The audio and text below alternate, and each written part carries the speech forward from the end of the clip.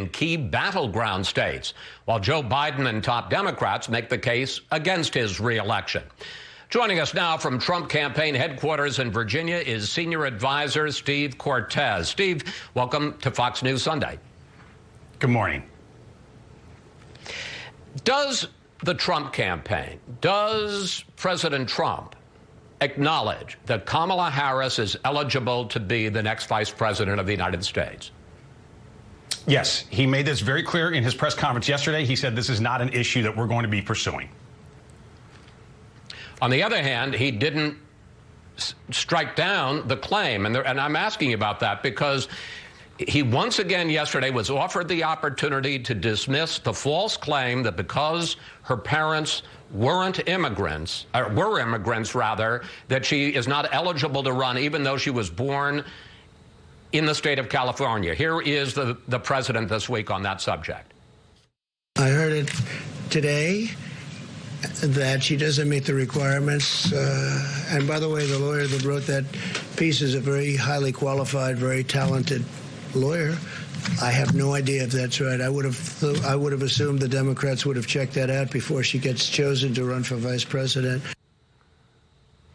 Isn't this just like the birther claims that the president made against Barack Obama? Nothing could be easier than to say it's a false claim, she is eligible, not to say, well, I'm not going to make an issue of it. Why not just say it's wrong, it's false?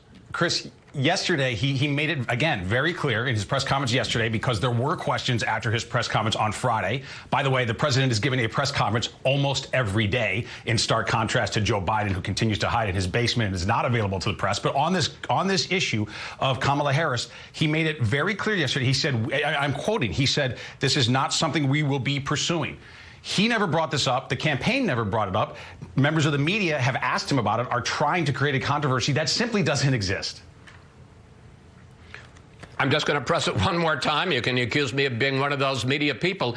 Why not say it's wrong? She is eligible. It's one thing to say I'm not going to pursue it. It's a different thing to say it's flat wrong. She's eligible to be the vice president. Why doesn't he say that? Look, again, I don't know why it's incumbent upon him to opine on legal scholarship of the Constitution and the 14th Amendment, for example. I don't think that's his place as president. What he is saying is we have not made an issue of this. We will not make an issue of this. It's a non-starter from our point of view, for the president and for the campaign.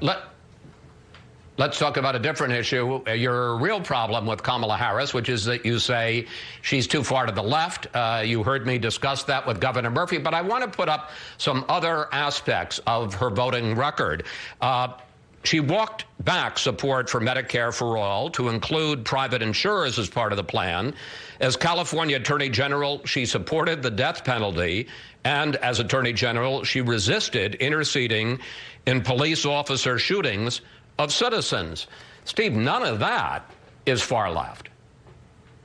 Look, I would say this about Kamala Harris when we look at her record. She seems to be an opportunist and to do whatever is most expedient at the moment for political power. But here is the reality of the Kamala Harris of 2020, the candidate right now for vice president of the United States. In the previous segment, you mentioned some of her extreme far-left radical views, things like banning fracking. But there are more than the things you listed. For example, she believes in decriminalizing crossing our border illegally. Those who would trespass into our country will no longer be sanctioned by rule of law. She is in favor of confiscating the most popular rifle in America, mandatory confiscation. This is, and I know you mentioned the GovTrack data, so it's not just my opinion. That is a data-driven model that says for the year 2019, she was the most liberal member of the United States Senate, even to the left of Bernie Sanders.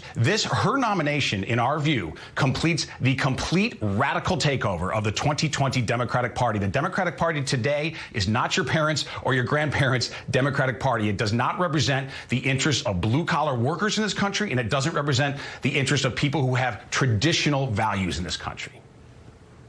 All right, let's switch to the